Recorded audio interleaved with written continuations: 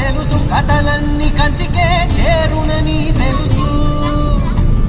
తెలుసు తెర తొలుగుతుందని, తెలుసు తెల్లారుతుందని, తెలుసు ఈ కట్టె పుట్టుకుమంటదని, తెలుసు ఈ మట్టి మట్టిలో కలిసిపోతదని. ఇన్ని తెలిసి ఇరకాటంలో పడిపోతావు ఎందుకని? మాయ